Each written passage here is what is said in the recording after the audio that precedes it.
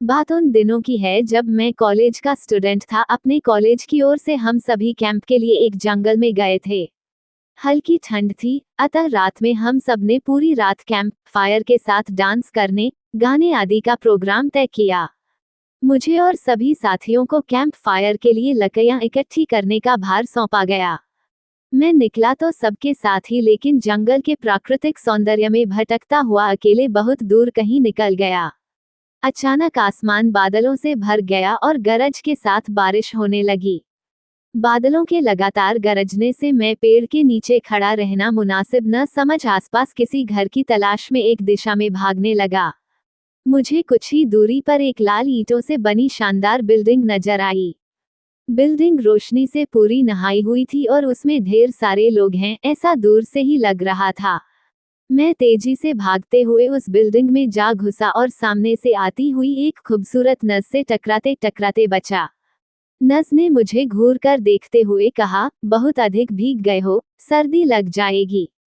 उधर बाईं ओर एक स्टोर रूम है, वहां जाकर जो भी मिले उससे कहना सिस्टर जूलिया ने दूसरे सूखे और साफ कपड़े मुझे देने को कहा है, वो तुम्हें कपड़े दे देगा। मैं हक्का बक्का मुंह फाड़े सिस्टर जूलिया को देखता रहा। मुझे एकदम से यह समझ नहीं आया कि मैं क्या करूं। मेरी स्थिति देखकर सिस्टर जूलिया खिलखिलाकर हंस पड़ी और बोली, पहले तो तुम अपना मुंह बंद करो वरना मुंह में मच्छर घुस जाएंगे, और अब जाकर वैसा ही करो जैसा मैंने कहा है। मैं हल्के से हाँ में सर हिला सिस्टर की बताई दिशा में जाने को मुड़ गया। अभी कुछ एक 10 कदम ही चला होऊंगा कि मेरे कंधे पर किसी ने हाथ रखा। मैं चौंककर पीछे मुड़ा और अपने सामने आर्मी की वर्दी में एक युवक को खड़ा मुस्कुराता पाया। मेरे चेहरे पर आश्चर्य का बादल अपना घर बना चुका था, जिसे देखते ही उस युवक को हंसी आ गई। उसने धीमे किंतु दृढ़ स्वर में कहा, मैं कैप्टन विनोद हूं और यह हमारे देश की आर्मी का हॉस्पिटल है। कैप्टन विनोद की बातों ने मुझे आश्वस्त किया। मैं अब धीरे धीरे सामान्य हो गया और मैंने कैप्टन विनोद को सिस्टर जूलिया की कही बातें बताई। सुनकर कैप्टन विनोद के चेहरे पर रहस्यमयी मुस्कान फैल गई और वे बोले, तो सिस्टर जूलिया से भी मिल चुके? जी, क्या मतलब है आपका? कुछ नहीं, चलो मैं तुम्हें सूखे कपड़े देता हूँ, चेंज कर लो, नहीं तो सच में सर्दी लग जाएगी। और मैं कैप्टन विनोद के पीछे पीछे एक बड़े से कमरे में पहुंच गया। कमरे के चारों ओर हरे रंग के पर्दे लगे हुए थे। एक बड़ा सा बेड पड़ा हुआ था और उसके सामने एक सोफा था। बीच में एक टेबल था जिस पर 2 गिलास, एक बड़ी बोतल ब्रांडी की और 1 या 2 पत्रिकाएं पड़ी हुई थीं। कमरे के एक कोने में एक बड़ी सी अलमारी थी, जिसमें से कैप्टन विनोद ने एक आसमानी रंग का कुर्ता पायजामा निकालकर मुझे दिया और कमरे से लगे बाथरूम की ओर इशारा किया। मैं बाथरूम से कपड़े चेंज कर जैसे ही निकलने लगा, मेरी नज़र बाथरूम की एक दीवार पर पड़ी। वो खून के छींटों से भारी हुई थी। ये देखकर मैं घबरा गया और जल्दी से बाहर निकलने को मुड़ा कि बाथरूम में लगे आईने में खुद को ही देखकर चौंक गया। आईने में मेरा पूरा शरीर तो नजर आ रहा था, लेकिन मेरे शरीर पर से मेरा सर गायब था। अब मुझे डर लगने लगा और मैं हड़बड़ाकर बाथरूम से निकल गया। मुझे इस तरह बाहर निकलते देख कैप्टन विनोद ने हंसकर पूछा, क्या हुआ? अरे हाँ, तुमने तो अब तक मुझे अपना नाम ही नहीं बताया। कहाँ जाओगे? बाहर बहुत तेज बारिश हो रही है, लेकिन तुम जाना क्यों चाहने लगे अचानक, यह मैं समझ नहीं पा रहा हूँ। कैप्टन विनोद, आपकी बाथरूम की एक दीवार पूरी खून के छींटों से भरी हुई है, और आपके बाथरूम में लगा आईना भी कुछ अजीब सा है। उसमें मुझे मेरा पूरा शरीर तो दिखाई दिया, लेकिन मेरा सर ही गायब था। मैं अब बिल्कुल भी नहीं रुकूंगा यहाँ। बारिश में ही भीगता हुआ अपने कैंप तक जाऊंगा। कहते हुए मैं कमरे से बाहर जाने वाले दरवाजे की ओर बढ़ा। रुको, तभी कैप्टन विनोद की कड़कती आवाज गूंजी, तो तुमने सब कुछ देख ही लिया? जी, क्या मतलब है आपका? मेरी आवाज में डर भर गया था। मतलब चाहे जो हो, तुम तब तक यहाँ से नहीं जा सकते जब तक मैं तुम्हें कुछ बता न दूं। क्या बताना चाहते हैं आप? जो आज तक कोई न जान सका। जो आज तक कोई न जान सका वह मैं जानकर क्या करूंगा? प्लीज अब मुझे जाने दे, मैं डर से रुआंसा हो गया। नहीं, बिल्कुल भी नहीं, और तुम्हें मुझसे डरने की भी कोई जरूरत नहीं। सैनिक सबकी रक्षा के लिए होते हैं, मैं भी तुम्हारी सुरक्षा ही कर रहा हूँ।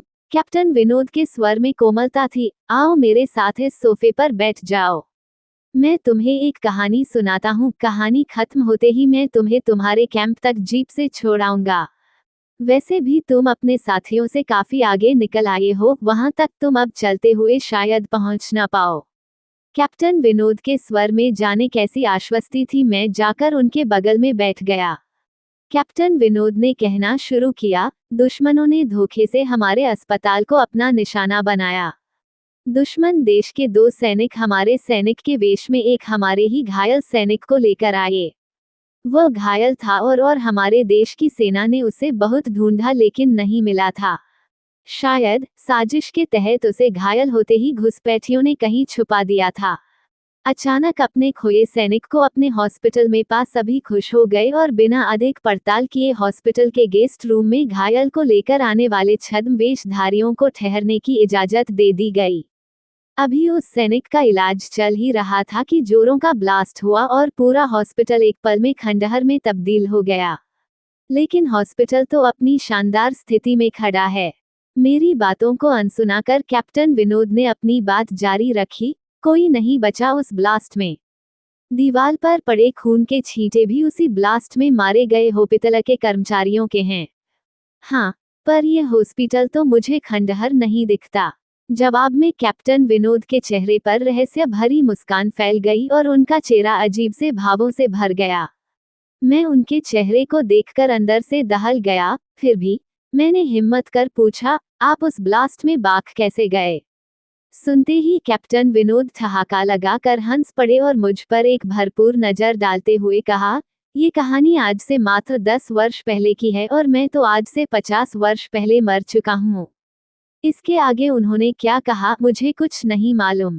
चेहरे पर गीलेपन का एहसास जब काफी हुआ तो मैं जैसे नींद से जागा। मुझे घेरे हुए मेरे सभी सहपाठी और टीचर खड़े थे। मेरे आंख खोलते ही मेरे सर ने कहा, थैंक गॉड, तुम्हें होश आ गया। तो क्या मैं बेहोश था? हाँ, तुम जंगल में जाने कहाँ भटक गए थे। जब सभी लौट आए और तुम नहीं आए तो हम सभी मिलकर तुम्हें ढूंढने निकले। काफी दूर जाने के बाद हमने एक जीप आती दिखाई दी जिसमें एक आर्मी मैन तुम्हें पीछे की सीट पर सुलाए हुए हमारे कैंप को ढूंढते हुए आ रहे थे। उन्होंने हम सबको भी अपनी जीप पर बिठाया और कैंप तक छोड़ा।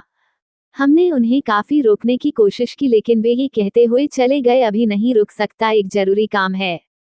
जब हमने तुम्हारे बेहोश जाने और उन तक तुम्हारे पहुंचने के बारे में पूछा तो बोले, सोमेश ही बताएगा और जो भी बताएगा वह सब अक्षरश सच होगा।